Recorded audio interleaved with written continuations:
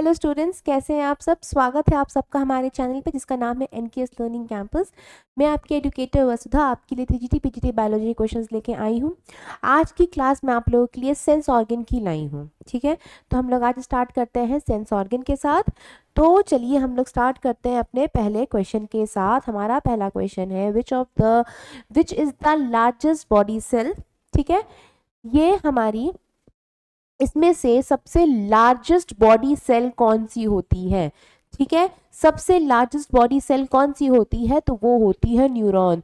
Neurons क्या होते हैं, ये होती है सेल ऑफ ब्रेन। ठीक है, ब्रेन की ये सेल होती है। इसका स्ट्रक्चर कैसा होता है, इसका स्ट्रक्चर ऐसा होता है। इसमें क्या पाई जाता है, इसमें पाया जाता है आपके डेंड्रियाइट्स। क्या पाए जाते हैं, डेंड्रियाइट्स पाए जाते हैं। ठीक, ये क्या होती है, इसको हम लोग कहते हैं सेल बॉडी। ठीक है, क्या बोलते हैं, सेल बॉडी। ये क्या है, सोमा। इसको हम लोग क्या बोलते हैं, सोमा बोलते हैं। इस पूरे को हम लोग क्या बोलते हैं, इस पूरे को हम लोग बोलते हैं एक्सॉन। और इस एक्सॉन में क्या होती है, शीट्स प्रेजेंट होती हैं। इस शीट्स को हम लोग क्या बोलते हैं, माइलिन शीट।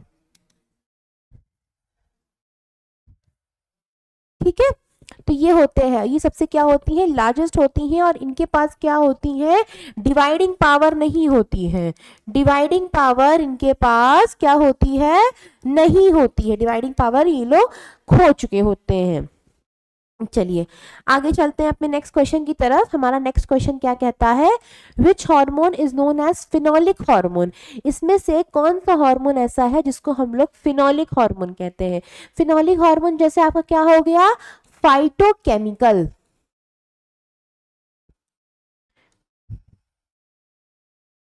जो थायराइड होता है, थायराइड स्टिमुलेटिंग हार्मोन होता है, यानी आपका क्या होता है, जो कि रिलीज कराता है आपका थायरॉक्सिन।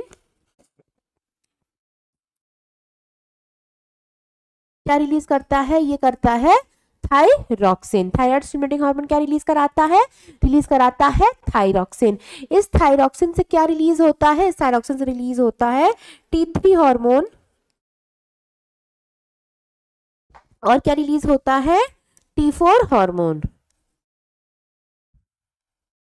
ठीक है, इसके पास क्या होते हैं, इसके पास 4 आयोडीन होते हैं, इसलिए इसका नाम होता है T4 हार्मोन। और इसके पास क्या होते हैं, 3 आयोडीन होते हैं, इसीलिए इसको हम लोग कहते हैं T3 हार्मोन। और ये जो T3 हार्मोन है और ये T4 हार्मोन है, ये लोग क्या रिलीज करते हैं, ये लोग क्या होते हैं, ये एक थायरॉक्सिन क्या होता है, थायरॉक्सिन एक फिनोलिक हार्मोन होता है। ठीक है, और इसके जो ये हार्मोन रिलीज करते हैं, ये क्या करते हैं, ऐसे हार्मोन रिलीज करते हैं जो फिनोलिक हार्मोन्स होते हैं। ठीक है, ये फिनोलिक ग्रुप का होता है, तो ये लोग क्या होते हैं, फिनोलिक हार्मोन्स कहलाते हैं। और इसमें से कौन सा हार्मोन है, वो हो जाएगा आपका TSH, यानी आपका thyroid stimulating hormone.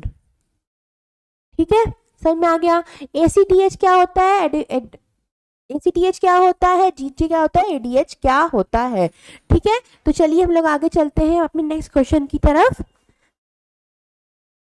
Hunger centre is located in. ठीक है, तो हंगर सेंटर यानी आपका भूख का सेंटर, मतलब आपको कब भूख लग रही है, आपको कब प्यास लग रही है, आपको कब ठंड लग रही है, आपका कब बॉडी का टेम्परेचर ऊपर या नीचे हो रहा है, ये सब कौन रेगुलेट करता है, ये सब आपका रेगुलेट करता है हाइपोथैलेमस। इसको हम लोग क्या बोलते हैं, thermometer of the body.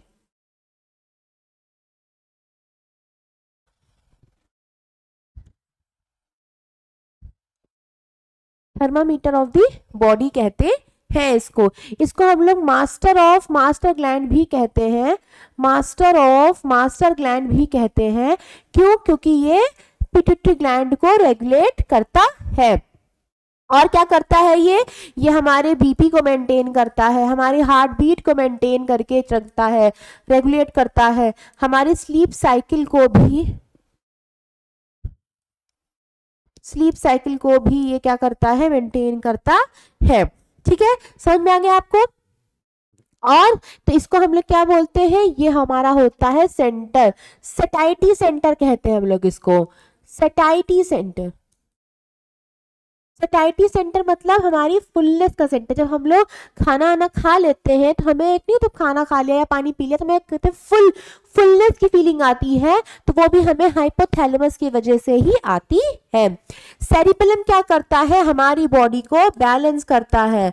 Body balancing का काम कौन करता है, आपके सेरिबेलम करता है। अगर सेरिबेलम में इंजरी हुई, अगर सेरिबेलम में इंजरी हुई तो क्या होता है, डेथ हो जाती है। सेरिबेलम के ही इंजरी होने से, क्योंकि पूरी बॉडी को मेंटेन करके ये चल रहा है बैलेंस को, अगर इसमें इंजरी होती है तो हमारी डेथ हो जाती है। सेरिबेलम होता है, सेरिबेलम क्या होता है, सेरिब्रम क्या होता है, आपका ऑर्गन होता है जिसको हम लोग कहते हैं इंटेलिजेंस सेंटर। क्या कहते हैं, इंटेलिजेंस सेंटर कहते हैं। सारी रीजनिंग, थिंकिंग, मेमोरी, आपकी टच, आपकी राइटिंग, आपकी पेन, जितनी भी चीजें होती हैं आपकी, आपकी लैंग्वेज, आपकी हियरिंग, ये सब कौन मेंटेन करता है, आपका करता है सेरिबेलम। फिर मेडुला, जो 70% ऑफ द ब्रेन होता है, 20% फंक्शन ऑफ द ब्रेन जो होता है, वो कौन मेंटेन करता है, आपका मेडुला। मेडुला को ही हम लोग कहते हैं centre of respiration, centre of respiration. अगर आपसे पूछे कि सेंटर ऑफ रेस्पायरेशन कौन होता है, और अगर ऑप्शन में मेडुला नहीं दिया है, तो उसका आंसर आप लोग करोगे पॉन्स। पॉन्स वेरुली, जो कि हिंड ब्रेन का पार्ट होता है मेडुला के साथ साथ, वो भी क्या करता है, सेंटर ऑफ रेस्पायरेशन कहलाता है। मेरी कही हुई बातों को आप लोग अपनी कॉपी में नोट कर लीजिए, आपके लिए चीजें बहुत आसान हो जाएंगी जब आप अपना रिवीजन करेंगे। चलिए ठीक है, नेक्स्ट क्वेश्चन की तरफ मूव ऑन करते हैं।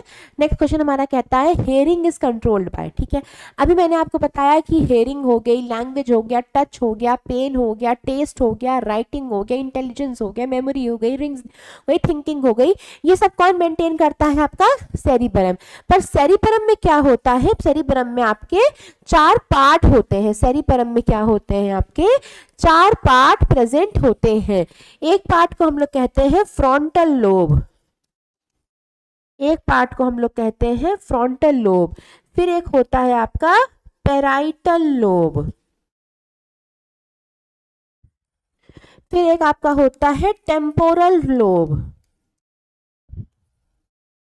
और फिर एक आपका होता है ऑक्सीपिटल लोब। फिर क्या होता है, ऑक्सीपिटल लोब। तो जो आपका इंटेलिजेंस होता है, जो आपका इंटेलिजेंस होता है, मेमोरी होती है, थिंकिंग होती है, रीजनिंग होती है, ये सब कौन मेंटेन करता है, वो आपका फ्रंटल लोब मेंटेन करके चलता है।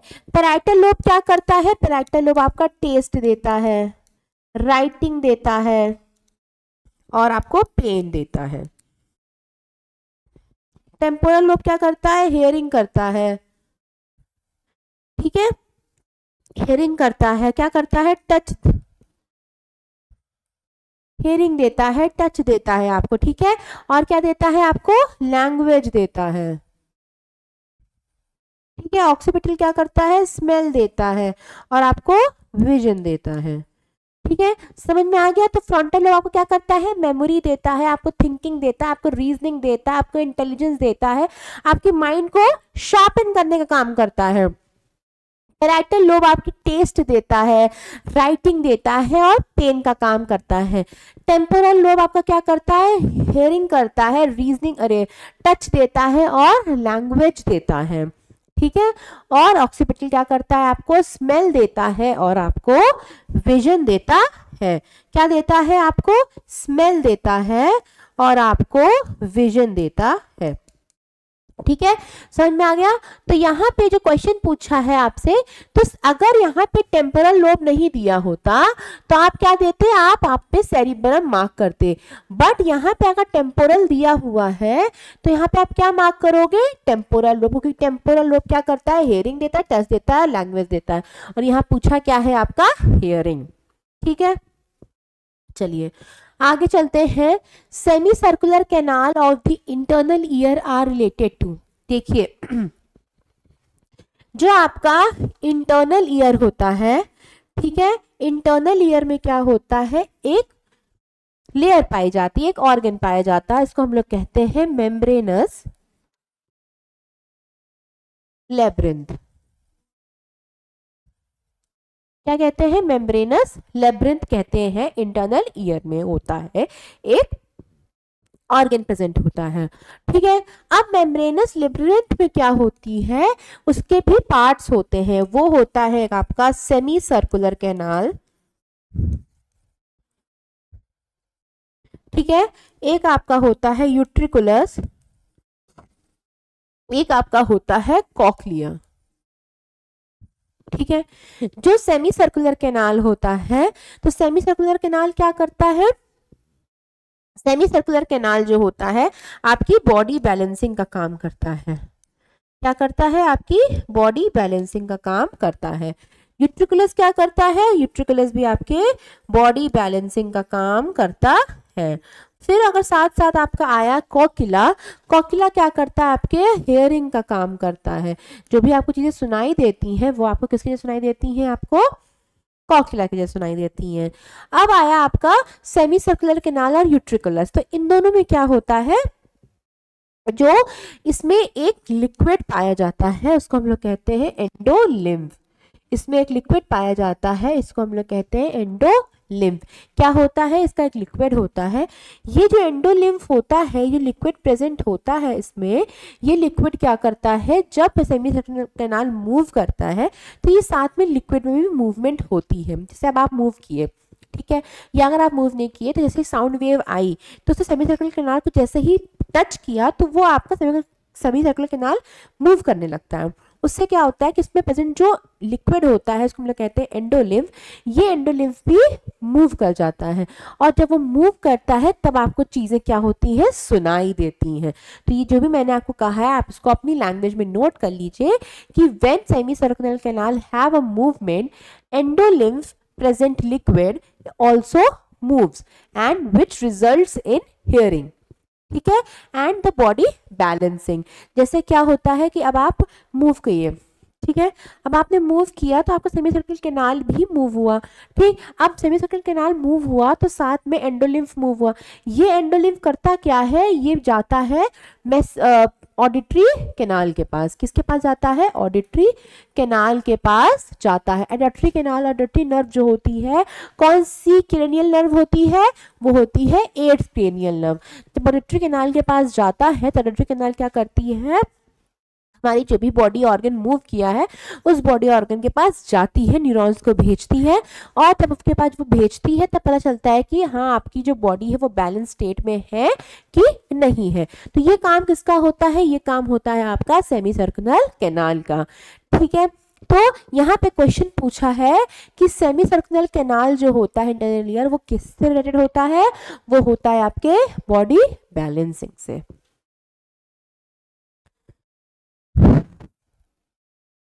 The respiratory centers which control the inspiration and expirations are located in, ठीक है। अभी मैंने आपको बताया कि मेडुला ऑब्लोंगाटा के साथ साथ पॉन्स वेरोली जो होती है वो क्या होती है, Pond's वेरोली,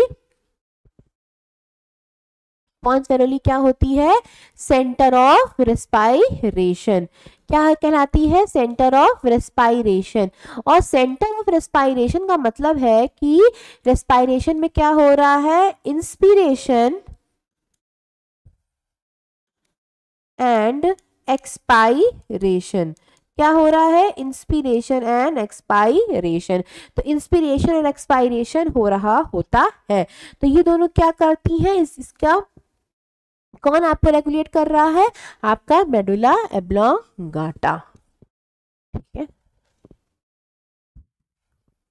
ependymal cells are found in, देखिए ब्रेन होता है, ब्रेन में दो तरीके की सेल्स पाई जाती हैं। एक होती है नर्व सेल्स, यानी हम लोग उसको कहते हैं न्यूरॉन। एक होती है आपकी न्यूरो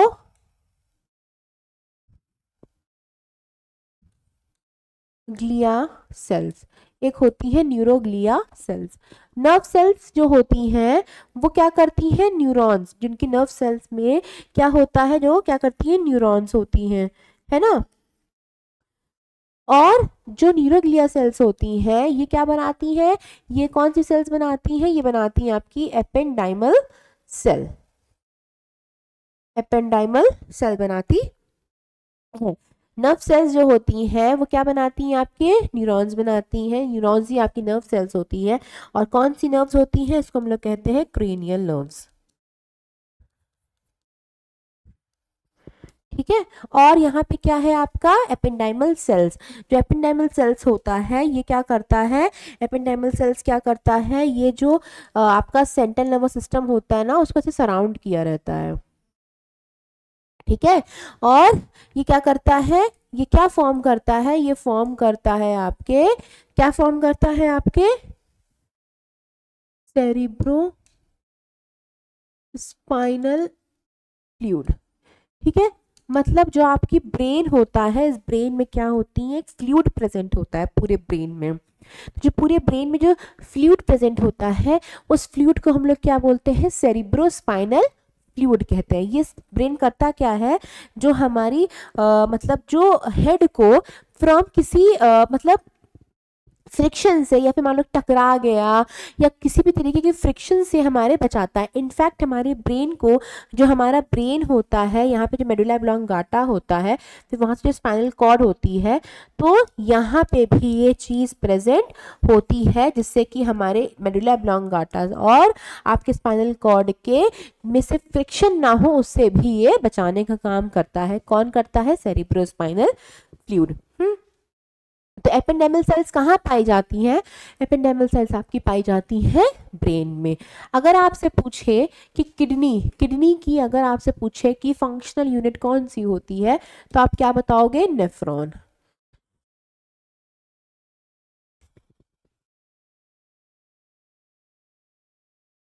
लिवर से अगर आपसे पूछते हैं तो आप क्या कहोगे, हेपेटिक सेल्स।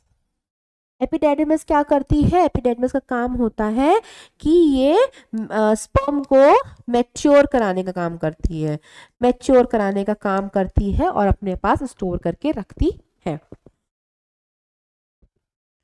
मिसनर पेक्सलेक्स आर फाउंड इन, तो ये कहाँ पाया जाता है, ये पाया जाता है आपके गैस्ट्रोइंटेस्टाइनल ट्रैक्ट में पाया जाता है। कहाँ पाया जाता है, ये पाया जाता है आपके म्यूकोसा एंड मस्कुलर लेयर के बीच में,